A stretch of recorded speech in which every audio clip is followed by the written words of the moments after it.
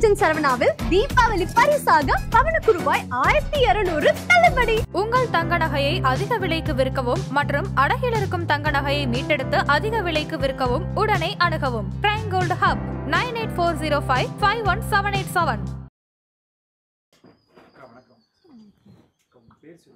என் பேர் அகிலாங்க. எங்கள் வீட்டுக்காரர் பேர் சதீஷ்குமார். பையன் ஒன்று பொண்ணு ஒன்றுங்கண்ணா. தம்பி 4வது போகிறான், பாப்பா 1வது போகிறாங்க.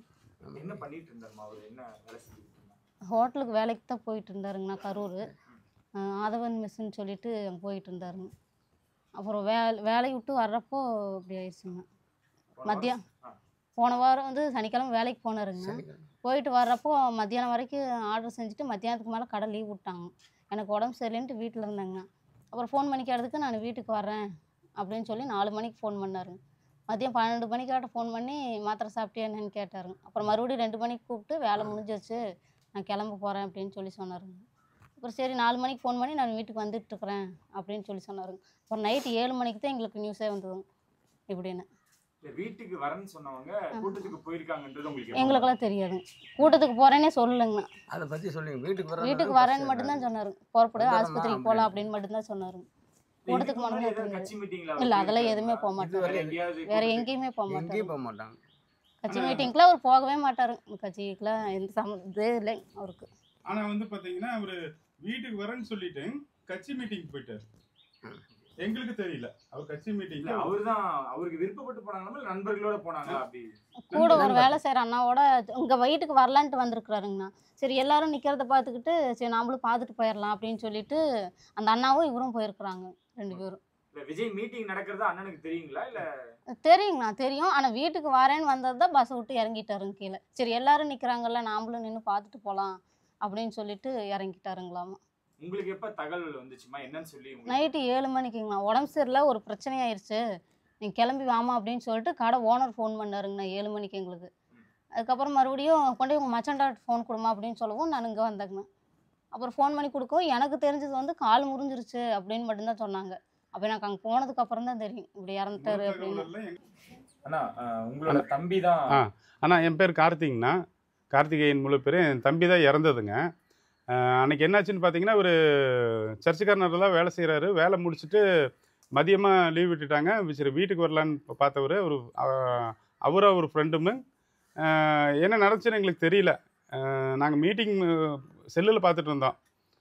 இப்படி இத்தனை பேர் இறந்துட்டாங்க அப்படி பேர் இறந்துட்டாங்கன்னு. கடைசியில் பார்த்தா ஒரு ஃபோன் வந்துச்சு. அவங்க ஓனர் பேசினார். கார்த்தி உன் தம்பி வந்து இப்படி கூட்டத்துக்கு வந்து இறந்துட்டாப்ல அப்படின்னோடனே நான் நம்பலை. அவன் வந்து வேலை முடிஞ்சிருச்சுன்னு சொன்னானே, நான் வந்துட்டுருக்குறேன்னு சொன்னான். இது என்னடா இறந்துட்டேன்னு சொல்கிறீங்களா, இது கரெக்டாக சொல்லணும் அப்படின்னு. நான் பொய்யாடா சொல்லுவேன், உன் தம்பி தாண்டான்னு சொன்னார். அதுக்கப்புறம் உடனே அவரோட இன்னொரு ஃப்ரெண்டு, அவர் கூட போன ஃப்ரெண்டுங்க அழகுன்னு சொல்லிட்டு, அவர் கார்த்தி தாண்டா வந்துடுறா நீ எல்லாத்தையும் கூப்பிட்டுட்டுன்னு சொல்லி சொன்னாப்ல. சதீஷ் தாண்டா அப்படின்னு சொல்லி சொன்னாப்லங்க. கன்ஃபார்மாக 100% கன்ஃபார்ம் பண்ணிட்டு தான் அதுக்கப்புறம் நான் போய் எங்கள் அகிலாவிட்ட எங்கள் பாப்பாட்ட சொல்கிறேன். பாப்பா இப்படி தம்பி கூட்டத்துக்கு போய் பண்ணான்ட்டுருக்குது, கீழே விழுந்து கால் முறிஞ்சிருச்சு, ஒன்றும் பிரச்சனை இல்லை, ஹாஸ்பிட்டல் இருக்கா வாங்க போகலாம் அப்படின்னு சொல்லிட்டு நாங்கள் எங்கள் ஊரில் அக்கத்துலேன்னு ஒரு 20 பேர்த்த சேர்த்திட்டு ஒரு மினி டெம்போவில் கரூர் போனாங்க. போய் எங்களுக்கு தெரியாது இங்கே இறந்ததெல்லாங்க. நாங்கள் போனதுக்கப்புறம் தான் சொன்னோம் இறந்துட்டாங்க அப்படின்னு சொல்லி. அதுக்கப்புறம் போய் நாங்கள் மார்ச்சுரியில் போய் எல்லாம் பார்த்து கன்ஃபார்ம் பண்ணினதுக்கப்புறம் தான் சதீஷ்ன்னு தெரிஞ்சுக்கிட்டோங்க. ஆனால் பார்த்தீங்கன்னா அவர் வேணுக்குன்னு போகல, வேலை முடிஞ்சு போயிருக்கிறாரு. அவர் ஃப்ரெண்டு கூட்டம் பார்க்கலான்னு சொல்லியிருக்காரு. அந்த 6 மீதியில் கூட்டத்துக்குள்ளே போயிருக்கிறாரு. எப்படியோ உள்ளே மாட்டிட்டாருங்க. நண்பர் வேற என்னெல்லாம் சொன்னாங்கண்ணா? அவங்க எங்கே இருந்தாங்களாமா? நண்பரும் அவரும் எவ்வளோ நேரம் பக்கத்தில் இருந்தாங்க? பக்கத்தில் இருந்துருக்குறாங்க. அவருக்கும் போட்டு நெரிசலில் அவரு ஒரு பக்கம் மாட்டிட்டாருங்க. இவர் வந்து எப்படி மாட்டினாருன்னு தெரியல, நல்லா கீழே விழுந்திருப்பாராட்டுக்கு மயக்கம் போட்டு. பைக்கு விழுந்துருச்சுங்கிறாங்க. அதுக்கு மேலே ஒரு 4-5 பேர் மேலே ஏறி மிதிச்சிட்டாங்கன்னு சொல்கிறாங்க. அப்புறம் இவர் கடைசியாக அவனை நண்பர் வந்து அவங்க நண்பர் சதீஷனை தூக்க போக்குள்ள கடைசியாக அங்கே மூச்சு பேச்சு இல்லாமல் தான் கிடந்திருக்கிறாப்பிள்ளைங்க. அப்புறம் ஆம்புலன்ஸ்காரரை செக் பண்ணக்குள்ளே அங்கேயே உயிர் இல்லைன்னு தான் சொல்லியிருக்கிறாங்க. இதுதான் நடந்திருக்குதுங்க அங்கே. ஆனால் உங்கள் தம்பி நீங்கள் உடம்பு பார்க்கும்போது அவர் உடலில் ஏதாவது காயங்கள் இல்லைங்க, ஒரு சொட்டு காயம் இல்லைங்க, ரத்தம் எங்கேயும் வரலைங்க. ஃபேண்ட்டு முழங்கால் வரைக்கும் வந்துருச்சுங்க. ஃபேண்ட் கிழிஞ்சிருந்ததுங்க. உள்ள பனியன் சர்ட்டெல்லாம் கிழிஞ்சிருந்துங்க. பனியன் போட்டிருந்தாப்புல. பாக்கெட்டு எதுலேயுமே பணம் இல்லைங்க. ஒரே ஒரு 10 ரூபா மட்டும் பணம் இருந்ததுங்க. வெள்ளி மோதிரம் ஒன்று இருந்து அது இல்லைங்க. செல்ஃபோன் தொலைஞ்சிருச்சுங்க. மற்றபடி பார்த்தீங்கன்னா காயமெல்லாம் எதுவுமே காயம் ஒரு சொட்டு ரத்தம் கூட துளி இல்லைங்க. காயம் இல்லை. வீட்டில் எப்படி படுத்து தூங்குவாரோ அதே மாதிரியே மாதிரி தான் இருக்குங்க. படுத்துருந்தோம். ஆனால் பேண்ட் வந்து பார்த்தீங்கன்னா பெல்ட் போட்டு கட்டியிருக்கிற பேண்ட் வந்து ட்ரௌசர் வந்து அவர் எப்போ இந்த மாதிரி ட்ரௌசர் போடுவாருங்க. ட்ரௌசர் நல்லா தெளிவாக இருக்குது. பேண்ட்டு முழங்கால் கீழே போயிடுச்சு. பேண்ட்டு பின்னாலெல்லாம் கிழிஞ்சிருக்குங்க. அவர் உடம்புல மற்றபடி வேறு எதுவுமே இல்லைங்க. நீங்க பார்க்கும் பொழுது என்ன எப்போ நீங்க உங்களுக்கு தெரிய வந்தது? நாங்கள் இது அங்கே எனக்கு ஃபோன் வந்ததுக்கப்புறம் தாங்க தெரியும். அங்கே போனதுக்கப்புறம் தான் எனக்கு தெரியும் இப்படின்னு. எனக்கு வீட்டில் வந்து சொன்னது எப்படின்னா, கால் முறிஞ்சிருச்சு, ஒரு பிரச்சனையாயிருச்சு, நீங்கள் கிளம்பி ஹாஸ்பிட்டலுக்கு வாங்க, ஹாஸ்பிட்டலில் தான் இருக்கிறோம் அப்படின்னு சொல்லி அங்கே ஃபோன் வந்ததுங்க. அதுக்கப்புறம் அங்கே போனதுக்கப்புறம் தான் எனக்கு இப்படி இறந்துட்டாருங்கிற ஒரு விஷயமே தெரிஞ்சுதுங்க. தம்பி ஆரோக்கியமா தானே இருந்தது. அதில் எந்த சுகர் ப்ரெஷர் அதெல்லாம் எந்த ஒரு எதுவும் பிரச்சனையுமே கிடையாது. இல்லைங்க. நல்ல திடகாற்றமான ஆளு தாங்க. ஆனா கூட்டத்துக்கு போறதுக்கு அவருக்கு விருப்பமே இல்லை. கூட போன நண்பர் தான் அழைச்சிட்டு போயிருக்காங்க. விருப்பம் இல்லைன்னு சொல்ல முடியாதுங்க. அவருக்கு விஜய் மேலே ஆர்வம் தாங்க. அவர் அதை விட குடும்பத்து மேலே அவர் ரொம்ப அக்கறையான ஆள். அதனால தான் வேலைக்கே போனதுங்க. விஜய் மாநாட்டுக்குன்னு போகலிங்க, வேலைக்கே போனதுங்க. அந்த வேலைக்கு போயிட்டு வர்றப்போ சரி நாமளும் நின்று வர்றப்போ பஸ் எங்களுக்கு வேற எங்கள் ரோட்டில் தான் போட்டிருந்தாங்க. பஸ் இல்லை வேறங்க. அந்த ஒரு கேப்பை ஃபில் பண்ண அவர் வா போனாங்கிறதுனாலேங்க சரி போகலாம் அப்படிங்கிற ஒரு ஆர்வ மிகுதியில் போயிட்டாங்க. தினசரி கூலி வேலைக்கு தான். தினசரி கூலி வேலை தாங்க. ரெகுலராக காலையில் 7 மணிக்கு போவாப்புல, சாயங்காலம் 6 மணிக்குள்ள வீட்டுக்கு வந்துடுவாப்புல. தம்பி பாப்பா இருக்காங்க. ஆமாங்க. அவருக்கு என்னென்ன ஆசைகள் இருந்துச்சுங்கக்கா? அதெல்லாம் நிறைய இருந்தது. அண்ணா இன்னும் பாப்பா நீ சொல்லு பாப்பா. சொல்லு. குழந்தைங்களுக்கு இன்னும் அந்த சின்ன பொண்ணுக்கு இன்னும் முடி எடுக்கல, காது குத்தணும். எங்களது வீடு வேற இவங்களது அடமானத்தில் இருக்குதுங்க. அடமானத்தை திருப்பணும். இவங்க நகை நட்டு எல்லாமே அடமானத்தில் தான் இருக்குதுங்க. பத்தாக்குறைக்கு கொஞ்சம் கடன் நிறையா இருக்குது. மெயினாக அவங்க அந்த குழந்தைங்களுக்கு மொட்டை அடித்து காது குத்துறத ரொம்ப வருஷமாக தள்ளி போச்சுங்க. அது ரொம்ப ஆசையாக இருந்தான். இந்த பாப்பாளுக்கு உடம்பு சரியில்லாமல் இருந்து அதை பார்க்கணுன்ட்டு இருந்தான். மெயினாக வீடு வந்து பத்திரமெல்லாம் கடனில் இருக்குதுங்க, அதை பார்க்கணுன்ட்டு இருந்தான். அவன் ஃபைனான்சியலாகவே ரொம்ப கஷ்டத்தில் தான் இருந்தாங்க. ஆனால் ஒரு நாள் லீவ் போட மாட்டார். ஒரு நாள் லீவ் போட மாட்டாங்க. ஒரு நாள் லீவ் போட மாட்டார். கடை லீவ் விட்டா மட்டும்தான் வீட்டில் இருப்பார். மீதி எல்லா நாளுமே கடையில் தான் போவார். காலையில் 7 மணிக்கு வீட்டில் இருந்து கிளம்பிடுவாருங்க. சாயந்தரம் 6 மணினா கரெக்டாக பக்கா ஃபேமிலி மேனுங்க. அதே மாதிரி குடிப்பழக்கம் அவன்கிட்ட சுத்தமாக கிடையாதுங்க. பக்கா ஃபேமிலி மேனுங்க. எந்த பக்கம் கெட்டவங்களும் கிடையாதுங்க. பக்கா ஃபேமிலி மேனுங்க. யாருக்கு அவர் ரொம்ப பிடிக்கும்? பாப்பா தம்பி 2 பேர் இருக்காங்க. தம்பி தான் ரொம்ப பிடிக்கும். தம்பி பாப்பா 2 பேர்த்துக்குமே அப்பா அப்பானுக்கிட்டே தான் இருப்பாங்க 2 பேருமே. அவங்க 2 பேரும் இப்போ மீண்டு வந்துட்டாங்களா? என்ன சொன்னீங்க? நான் அழுதுகிட்டே தான் இருக்கிறாங்க. என்ன எது பாப்பா எதுவும் கேட்கலங்க, தம்பி கேட்டுக்கிட்டு தான் இருக்கலாம். வேலைக்கு போயிருக்கிறாங்க அப்படிங்கிற மாதிரி தான் சொல்லியிருக்குதுங்க தம்பிக்கிட்ட. எல்லாம் சிறு வயசுங்கிறதுனாலையும் அறியாமல் இருக்கு. விளையாட்டு புத்தியதை. ஆனால் தமிழக அரசு என்ன மாதிரியான விஷயங்கள் பண்ணி கொடுத்துருக்காங்க? யாரெல்லாம் வந்து பார்த்துருக்காங்க? ஆனால் தமிழக அரசு சார்பாக அன்னைக்கு எங்கள் அமைச்சர், ஈரோடு அமைச்சர் வந்து முத்துசாமி ஐயா அவர் வந்தாருங்க. அவர் கூட எம்எல்ஏ வந்தாங்க. அன்னைக்கு வந்து அந்த இறந்த அன்னைக்கு எங்களுக்கு அதாவது ஈமச் சடங்கு செய்கிறதுக்கு ஒரு தொகை கொடுத்தாங்க. அப்புறம் பார்த்தீங்கன்னா 10 லட்ச ரூபாய் பணம் அறிவிச்சது கொடுத்தாங்க. அப்புறம் காங்கிரஸ் சார்பில் ஜோதிமணி அம்மா எம்பி அம்மா வந்தாங்க. அவங்க ஒரு 2.5 லட்ச ரூபாய் பண்ணி கொடுத்தாங்கங்க. அப்புறம் பார்த்தீங்கன்னா மற்றவங்க அதிமுகவிலேருந்து முன்னாள் இன்னாள் அமைச்சருங்க வந்தாங்க, பார்த்தாங்க, ஆறுதல் சொன்னாங்க. மற்றபடி பார்த்தீங்கன்னா எங்களுக்கு வேறு எந்த ஒரு ஆதரவு இது வரைக்கும் இல்லைங்க. பிள்ளைக்கு ஒரு வேலை வாய்ப்பு கேட்டிருக்கிறோம், பண்ணித்தரேன்னு சொல்லியிருக்கிறாங்க. இது வரைக்கும் ப்ரைவேட்டில் தான் கை காட்டுறாங்க. கவர்மெண்ட்டில் நேரடியாக அதை பண்ணுறேன்னு சொல்லவே இல்லைங்க. ப்ரைவேட்டில் சேர்த்து விட்றான், சேர்ந்துக்கிறீங்களான்னு மட்டும்தான் இதோட 3 வாட்டி கேட்டுட்டாங்க. ஒரு அரசு வேலை வாங்கி கொடுத்தாங்கன்னா அந்த குழந்தைங்களுக்கு நாளைக்கு ஒரு உதவியாக இருக்கும். அதுக்கு உங்கள் மீடியா மூலியம் ஹெல்ப் பண்ணிங்களா எங்களுக்கு கொஞ்சம் உதவியாக இருக்குங்க. கண்டிப்பாக பண்ணி கொடுங்க. தமிழக வெற்றி கழகத்திலேருந்து உங்களை சந்திச்சாங்களா? இல்லை தொலைபேசியில் ஏதாவது பேசி ஆறுதல் ஏதாவது சொன்னாங்க? சந்திச்சாங்க. அன்னைக்கு இறுதி சடங்கு செய்யும்போது சுடுகாடு வரைக்கும் வந்து பார்த்தாங்கங்க, வந்து சந்திச்சுட்டு போனாங்க. மற்றபடி வேறு எந்த ஒன்றும் இல்லைங்க ஐயா. அவங்க தரப்புலேருந்து நிவாரணம் எதுவுமே இல்லைங்க ஐயா, அவ்வளோதான். அன்னைக்கு அவங்க தரப்புலேருந்து விஜய் அவர்களோ இல்லை அவங்க தரப்புலேருந்து பேசலன்ற ஒரு வருத்தம் இருக்குங்களா உங்களுக்கு? ஐயா அது வருத்தம் எனக்கு இருக்குங்க ஐயா. ஏன்னா கூட்டம் அவ்வளோ பெரிய கூட்டம் எல்லாம் நடந்து போச்சு. நான் அவர் மேலே குறையெல்லாம் சொல்ல விரும்பலை. இன்றைக்கி எல்லாம் நடந்துருச்சு, இழப்பெல்லாம் நடந்துருச்சு.